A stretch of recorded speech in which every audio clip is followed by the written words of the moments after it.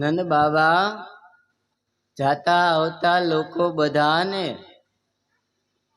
બધાય દેવા લાગ્યા. એવામાં ઘરે જાય છે, યશોદાને પૂછતા નથી કેમ છે, તમારી તબિયત છે એમ પણ નથી પૂછતા. લાલાને ઉચકી લે છે, મારી ઘરે લાલો ભયો, બ્રાહ્મણોને બોલાવો, દેવ વાચન કરાવે, પુણ્ય વાચન કરાવે. આ મહાપુરુષો લખે છે. અને આપણે શું લખવી? તો કે લાલો ભય ત્યારે સૂતક લાગે. હવે આને ની સૂતક લાગી હોય. પિતૃ નારાયણની પૂજા કરાવે કે એની જ કૃપાથી આ થયું. અને સાચી દાન પુણ્યની આવો મારા ગુરુદેવ હરેશ મહારાજ આવો, પધારો પધારો પધારો મારા આસન લો. આમ મારા કાકા થાય. પેલે દિવસે આપણે વચ્ચે પણ આવેલા ગુરુદેવ છે આપણા હરેશભાઈ દવે, મારા સંબંધમાં મામા કોઈના અમારા કાકા છે. પધારો ગુરુદેવ પધારો, આવો.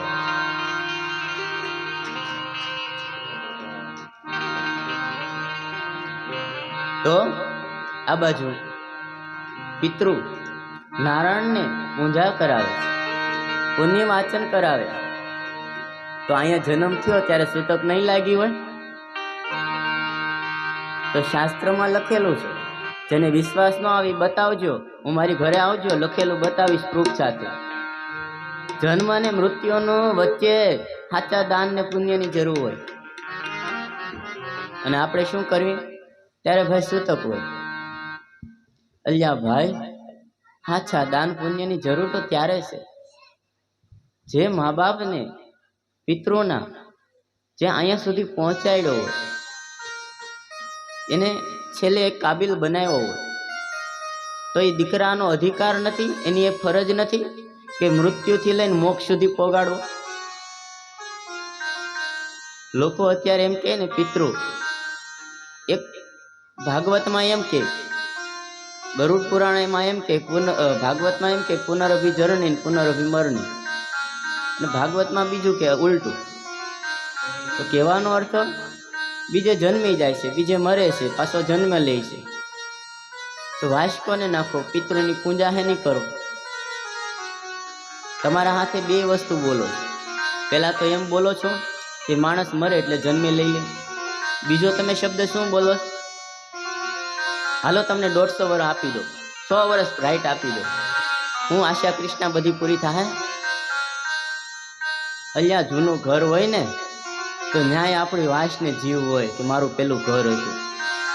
તો એના દીકરા પાસે આશા ન હોય કે મને પાણી પાહે, એની આશા કૃષ્ણા હોય. તમારી પાસે પિતૃ પ્રસન્ન થાય ને, ખાલી દૂધ ને પાણી જ માગશે મારા વાલા.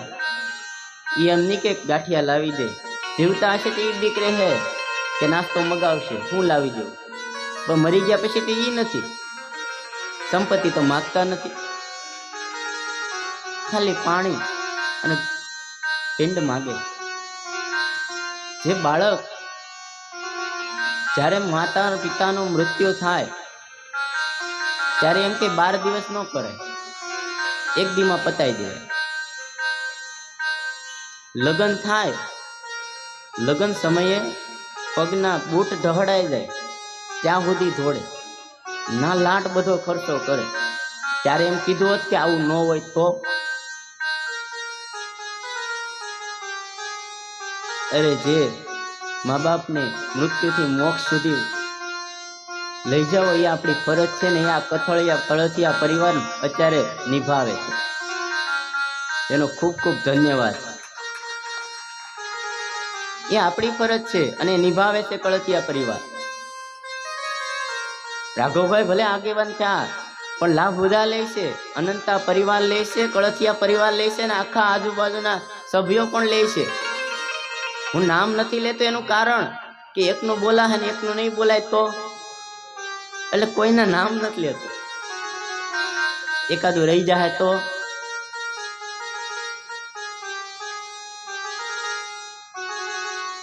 પણ કહેવાનો મતલબ કે જન્મ અને મૃત્યુ, માણસનો જન્મ થાય ને તો સૂતકના નિયમ પાળતા હોય તો એના પણ નિયમનો ઇતિહાસ છે મારી પાસે.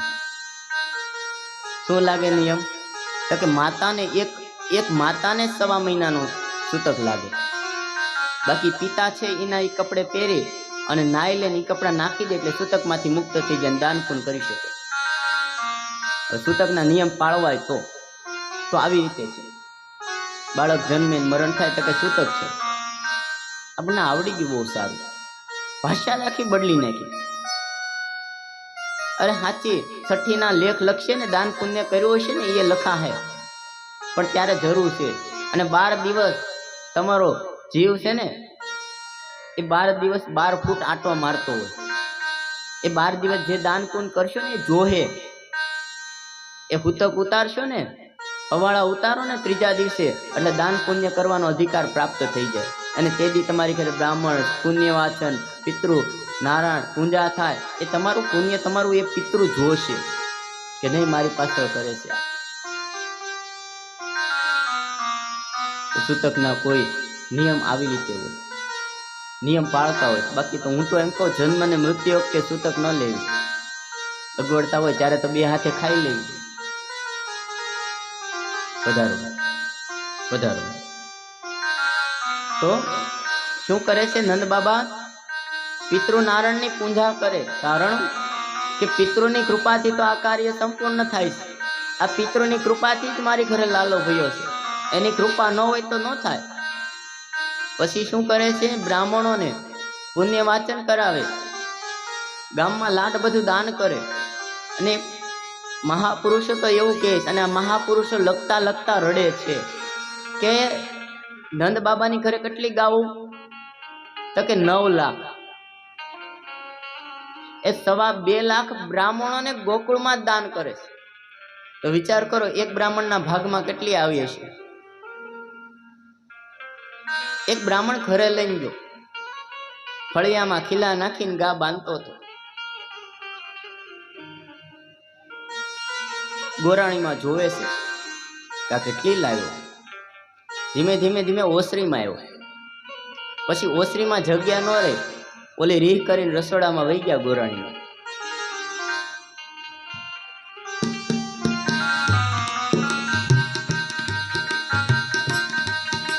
જોવે છે લાડ બધી ગાવ, રસોડામાં બાંધવા જાય. ગોરાણી ખીજાણા, એ તમારી પાસે જેટલી હચવાતી હોય, જેટલી લેવાતી એટલી લેતા હોય, દીવા વાળો તો દઈ દે. પેલા તમે શાંત થાવ. ગોરાણીમાં સાંભળો તો ખરી. અરે હું સાંભળે, ખબર નથી પડતી કેટલું, ઈ તો દઈ દે, પણ તમે હાચવી શકો? તમારા જગ્યા પ્રમાણે લેવાય કે? ત્યારે કહે છે ગોરાણીમાં શાંત થાવ. જે ફળિયામાં ગાવું બાંધીને એ જ આપણી છે. ઓસરીમાં રહોડામાં જે બીજી બધી ગાયું છે ને એ તારા ભાઈ હાટું લાવ્યો કે તો વાંધો નહીં, લાવો હું ખીલા નાખવા લાગુ એમ. આ મહાપુરુષો કથા કરતા રડે છે. ત્યારે આખી જિંદગી માગે તોય ન પૂરું પડે.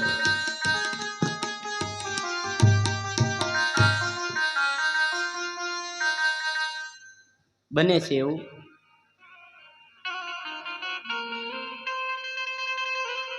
નંદ બાબા કંસની સભામાં કર દેવાના અર્થે, બધાઈ દેવાના અર્થે ઈબાને મિત્રને મળવા માટે મથુરામાં જાય છે. બધાઈ આપે છે, મારી ઘરે લાલો ભયો છે. કંસ વિચારમાં પીડ્યો. અરે વાત ત્યારે તો કઈ બોલાય નહીં. એના મિત્રને મળે છે વાસુદેવને. વાસુદેવ કહે ગોકુળમાં સંકટ આવવાનું છે, તમે ઘરે જાઓ જલ્દી.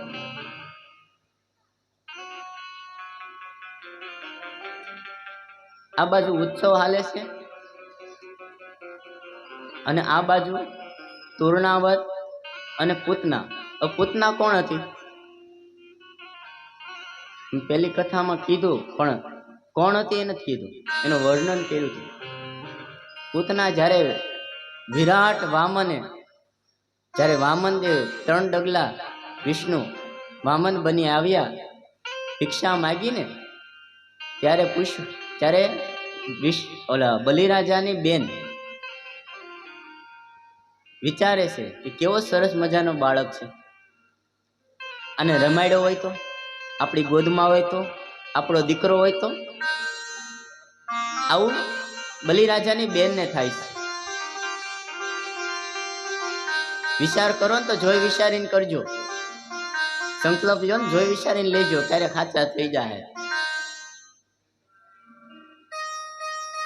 જ્યારે વિરાટ સ્વરૂપ લીધું ને, ત્યારે હું વિચારે પાછો બલિરાજાની બેન, આવું સ્વરૂપ, વિરાટ સ્વરૂપ, આવા દીકરાને પડાય નહીં, આવા દીકરાને દૂધ પાઈને મારી નખાય. આ એ જ પૂતના છે બલિરાજાની બેન. કૃષ્ણની બે ઈચ્છા પૂરે કરે, રમાડે છે, રમે છે એની હાથે, અને એનો ઉદ્ધાર પણ કરે છે. એ સમયે તૃણાવટ નામનો અસુર એનો પણ વધ કરી અને ઉદ્ધાર કરે છે. એવામાં આ બાજુમાં કૃષ્ણની સમાધિ છૂટી ગઈ. કૃષ્ણ ભગવાનની સમાધિ છૂટે છે. કોલાહલ,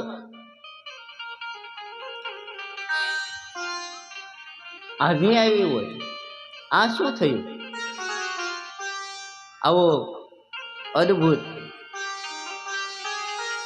ભગવાન શિવ, કૈલાસપતિ ભોળોનાથ સમાધિમાં બેઠા હતા. અવાજ આવે છે, અલ્યા મારા પ્રભુ અધિષ્ઠ નારાયણ પ્રેમ તત્વનું પ્રાગટ્ય થાય છે.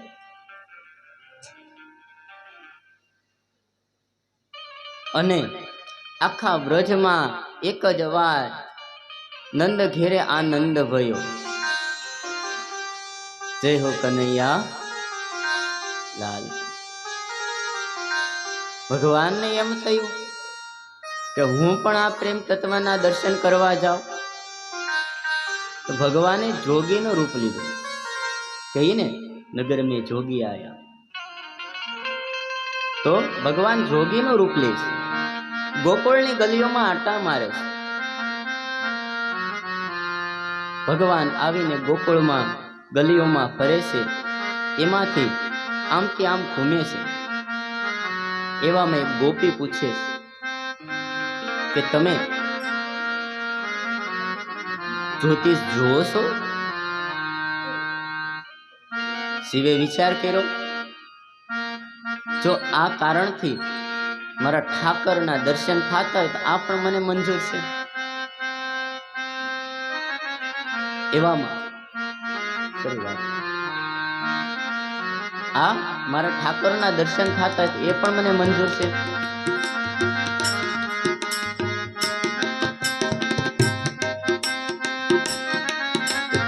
મારા ગોપી હું કહે,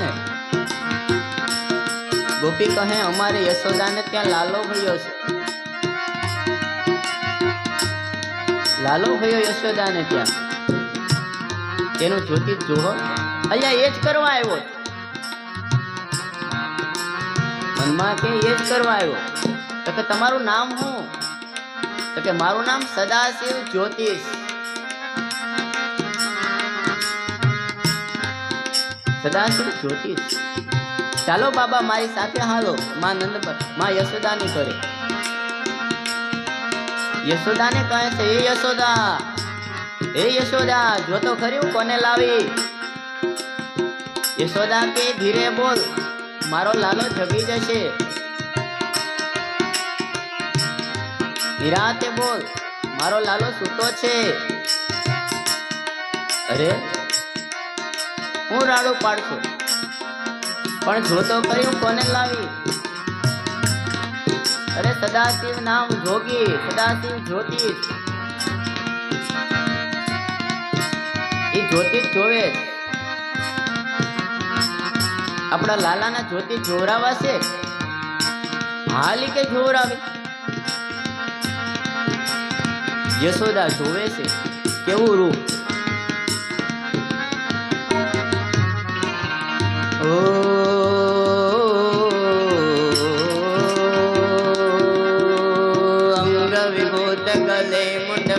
અંગ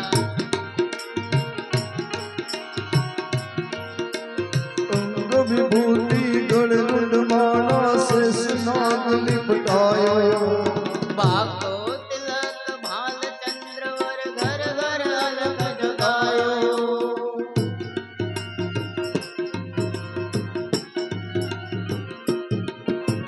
વાગ તિલક ભાલ ચંદ્રમાં ઘર ઘર અલખ જગાયો એવો જોગી બાકો તિલક વાકડિયા વાળ છે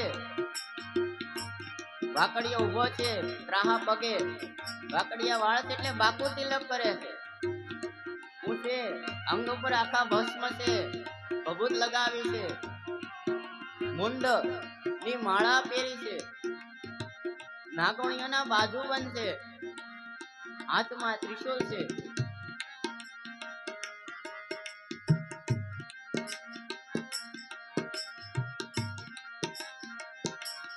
ઓ અંગ વિભૂત ગલે મુંડ માલા શેષ નાગલે પટાયો બાકો તિલક ભાલ ચંદ્રમાં ઘર ઘર અલખ જગાયો मैं जोगी आया अजब है तेरी माया सबसे बड़ा तेरा नाम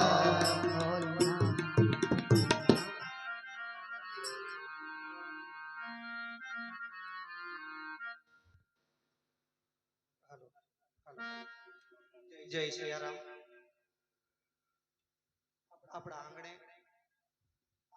સારો અવસર અને અલગ અલગ ક્ષેત્રે અલગ અલગ મહેમાનો અહીંયા આવી અને પોતાનો કિંમતી સમય ફાળવે છે તો આજે આપણી સમક્ષ કામરાજ વિરોધના નેતાશ્રી જેડી કલિયા સાહેબ આપણી વચ્ચે ઉપસ્થિત થયા છે તો આપ તમામ મિત્રો એને તાળીઓ જોરદાર વધાવી જેડી કલિયા સાહેબને આમંત્રિત કરું છું જેડી કલિયા સાહેબ આવશે ત્યારના દર્શન અને જેડી કલિયા સાહેબનું સ્વાગત કરવા માટે દિનેશભાઈ ફળતિયા કે જેડી કલિયા સાહેબનું સ્વાગત કરશે દારૂ સાહેબ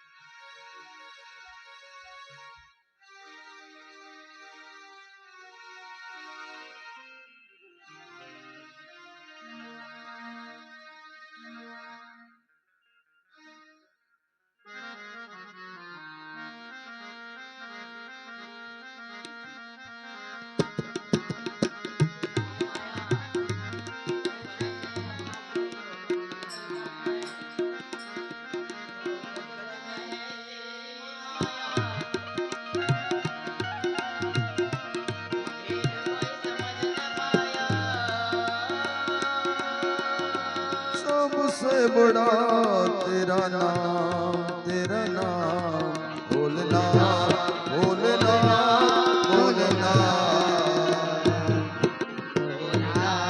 भोलेनाथ